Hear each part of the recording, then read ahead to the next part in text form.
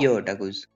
One Piece के latest spoiler के बाद सबकी जुबान पर एक ही नाम है, Gecko Moria, Kozuki Moria. And shocking thing is, Moria का कनेक्शन वानो के साथ बताया जा रहा है। मतलब जिस मोरिया को हम हमेशा से एक साइड कैरेक्टर समझ के इग्नोर करते आए हैं, वही बंदा अब जाके रिलेवेंट हो रहा है।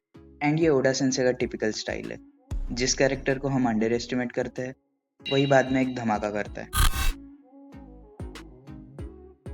सबसे पहले कवर स्टोरी में रिवील होता है कि वानो में एक हीरो था, कोजुकी मोरिया, जिसने कायदो के साथ फाइट किया था। उस फाइट के बाद वो मिसिंग हो गया और तब से लेकर आज तक कोई नहीं जानता कि वो कहाँ गया।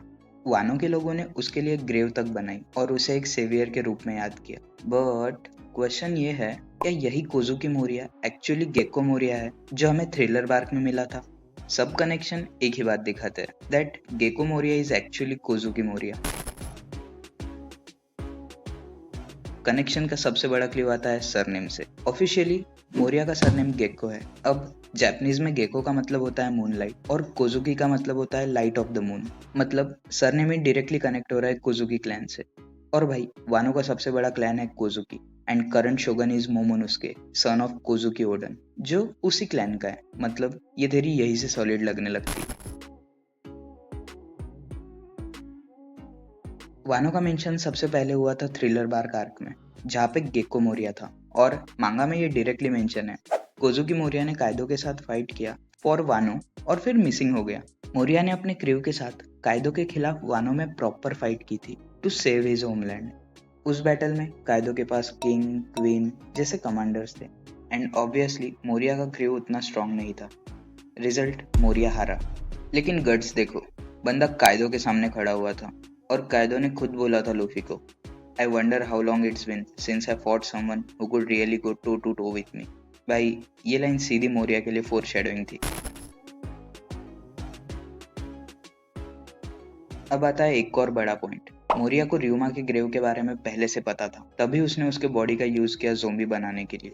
शायद उसका असली पर्पस सिर्फ ज़ोंबीज बनाना नहीं था, बल्कि वानो पे दोबारा रेड करना था। मतलब उसके दिल में अभी भी कायदो के अगेंस्ट वानो को फ्री करने का मोटिव छुपा हुआ है। और ऑनेस्टली मोरिया में दम तो था। इतने बड़े पायरेट्स जैसे ड्रैगन, शैंक्स और दूसरे टॉप प्लेयर्स डायरेक्टली वानो पे रेड करने नहीं गए, लेकिन मोरिया गया, कायदो से फाइट किया। हाँ वो हारा, बट उसके बाद भी उसने ज़ोंबी आर्मी बनाई, जैसे कि राउंड 2 के लिए रेडी हो रहा हो। और एक क्रेजी थ्योरी चल रही है, पेरोना भी एक्चुअली वानो से बिलोंग करती है।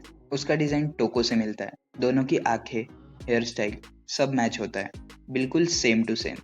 हमने टोको को किमोनो में देखा है, सेम वे पेरोना भी किमोनो में दिखी थी। हमने हियोरी को भी देखा वानो में, जो हमेशा अम्ब्रेला के साथ रहती थी। सेम चीज पेरोना के साथ है, she always carries an umbrella. And क्योंकि पेरोना हमेशा मोरिया के साथ थी, हो सकता है उसको वानो से अडॉप्ट किया गया हो। अगर ये ट्रू निकला तो पेरोना शिमोत्सुकी क्लैन का हिस्सा हो सकती है, इसीलिए शायद ओडा सेंसे ने उसे जोरो के साथ रखा टाइम स्किप से पहले। फिर आता है ब्लैकबियर्ड का कनेक्शन। हाचिनोसुके मोरिया अपने दोस्त एब्सलॉम को बचाने गया था। ब्लैकबियर्ड ने उसे अपने क्रू में ज्वाइन करने को बोला, लेकिन मोरिया ने मना कर दिया। और भाई ब्लैकबियर्ड जैसे बीस्ट के सामने उसने बोला था, एक रियल पायरेट को तू मारने की धमकी देकर डरा नहीं सकता। भाई बंदे में जिगरा तो बहुत है, कायदो जैसे बीस्ट से लड़ गया, ब्लैकबियर्ड के बेस पे जाके उससे तू तड़ाक की। नोटिस करने वाली बात है, मोरिया के पास ज्यादातर रॉक्स पायरेट के कॉर्प्स है, जैसे कैप्टन जॉन, गांजी। यहाँ से एक और थ्योरी निकलती है कि Thriller Bark actually God Valley का बचा हुआ हिस्सा है, जिसको मोरिया कंट्रोल कर रहा है। अगर ये सच हुआ तो भाई ये ओडा सेंसे का 999 प्लस आईक्यू वाला प्लान था। अब सुन दिक्कत वाली बात। थ्रिलर बार्क में मोरिया ने लूफी का शैडो पकड़ के जो निका पोज दिखाया था, वही सेम चीज आगे वानो में रिपीट होती है। मतलब ओडा पहले ही हिंट दे रहे थे। और जो कोजुकी क्लैन का सिंबल है ना, वो मोरिया के आउटफिट के डिजाइन से मैच करता है। ऊपर से जब ब्लैकबियर्ड और मोरिया का सीन दिखाया था, उसके तुरंत बाद पैनल शिफ्ट होता है वानो पे। मतलब ओडा पहले से स्टेप्स जोड़ रहे थे। अब भाई इतने सारे कनेक्शन देखने के बाद इन्हें डिनाई करना मुश्किल है। अभी की सिचुएशन देखो, मोरिया के पास कोई भी ऑप्शन नहीं बचा accept cross guild.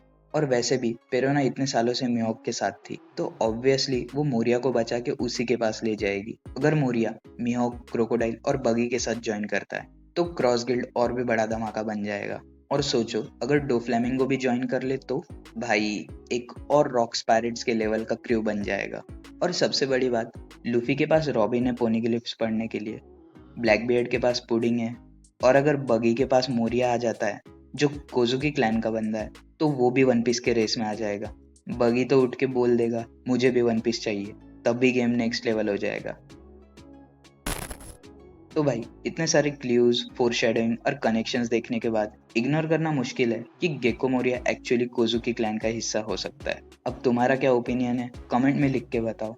And this is it otakus, thank you for watching the video पसंद आया तो लाइक करना और अपने वन पीस चाहने वाले दोस्तों के साथ शेयर भी। मिलते हैं ऐसे ही किसी और वीडियो में, बाय बाय।